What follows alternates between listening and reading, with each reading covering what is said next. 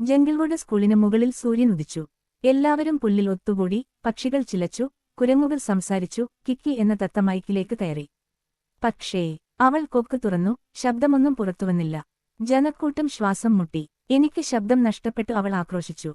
കണ്ണട വച്ച സിംഹമായ principal Leo തന്റെ ടൈ ശരിയാക്കി.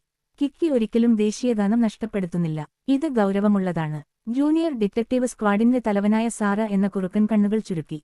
ശബ്ദങ്ങൾ വെറുതെ അപ്രത്യക്ഷമാകുന്നില്ല. ആരോ അത് എടുത്തു. ടോബി എന്ന ആമ വിഴുങ്ങി. നമുക്ക് ഒരു കള്ളനുണ്ട്. മാക്സ് എന്ന കുരങ്ങൻ ചിരിച്ചു. ഒരു സാഹസികത പോലെ തോന്നുന്നു. പിന്നീട് വലിയ മാമ്പഴ മരത്തിനു കീഴിൽ സാറ തന്റെ ഡിറ്റക്ടീവ് ജേണൽ തുറന്നു.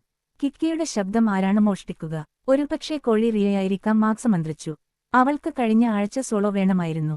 ആർട്ട് ഷെഡിനരികിൽ തൂവലുകൾ പൊടിച്ചുകൊണ്ട് റിയയെ അവർ കണ്ടെത്തി. ഒരു ശബ്ദം മോഷ്ടിക്കണോ? അവൾ മൂളി. പരിഹാസം. എനിക്ക് എന്റെ ശബ്ദമുണ്ട്, നന്ദി. പക്ഷേ സാറ എന്തോ ശ്രദ്ധിച്ചു. നിങ്ങളുടെ തൂവലുകൾക്ക് യൂക്കാലിപ്റ്റസിന്റെ മണം. റിയ തോളിൽ കുലുക്കി. എല്ലാവരും അടുത്തിടെ യൂക്കാലിപ്റ്റസ് ചായ കുടിക്കുന്നുണ്ട്. കിക്കി ഇന്നലെ കുറച്ചു കഴിച്ചു. സാറ എഴുതി. സംശയാസ്പദം. അപ്പോൾ തന്നെ ഒരു കാറ്റ്, ഒരു നിഴൽ കടന്നുപോയി. നീ അത് കണ്ടോ? ടോബി മന്ത്രിച്ചു. ആരോ നിരീക്ഷിക്കുന്നുണ്ട്, സാറ പറഞ്ഞു. ഒരു കെണി വയ്ക്കാൻ സമയമായി. വൈകുന്നേരം മ്യൂസിക് റൂം. സാറയുടെ പദ്ധതി തയ്യാറായി. കിക്കി പാടാൻ നടക്കും. പക്ഷേ മൈക്ക് വ്യാജമായിരുന്നു. തിളങ്ങുന്ന ഒരു ഡക്കോയ് ക്രിസ്റ്റൽ ഉപയോഗിച്ച് വയർ ചെയ്തു. കിക്കി നിശബ്ദമായി ദേശീയഗാനം ആൽപ്പിച്ചപ്പോൾ മുറി ഒരു മാന്ത്രിക ശബ്ദ റെക്കോർഡിംഗിൽ പ്രതിധ്വനിച്ചു. പെട്ടെന്ന് മൈക്ക് തീപിടിച്ചു. പൊട്ടിത്തെറിച്ചു. വിൻ എന്ന വൾച്ചർ. ആ ശബ്ദം ആകാശത്തിലുള്ളതാണ്, അയാൾ അലറി. അതൊരു സ്കൂൾ പക്ഷിയുടേതല്ല. നീ അവളുടെ ചായയിൽ സ്പൈക്ക് ചെയ്തു, മാക്സ് അലറി. വിൻ കോപാകുലനായി ആഞ്ഞടിച്ചു. പക്ഷേ മാക്സിന്റെ വാഴത്തൊലിയിൽ വഴുതി വീണു.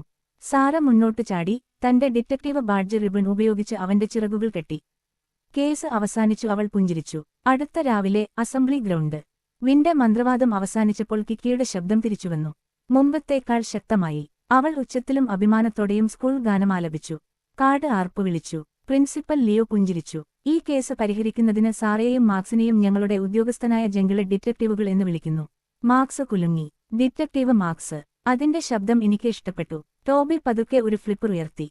ഇന്നലെ രാത്രി കാന്റീനിൽ നിന്ന് പുഡിംഗ് എല്ലാം അപ്രത്യക്ഷമായി. എല്ലാവരും തിരിഞ്ഞു നോക്കി. സാറ പുഞ്ചിരിച്ചു. ജംഗിള ഡിറ്റക്ടീവുകൾക്ക് ഒരു പുതിയ കേസ് ഉണ്ടെന്ന് തോന്നുന്നു. ശബ്ദങ്ങൾ പ്രധാനമാണ്, ഏറ്റവും നിശബ്ദമായവ പോലും.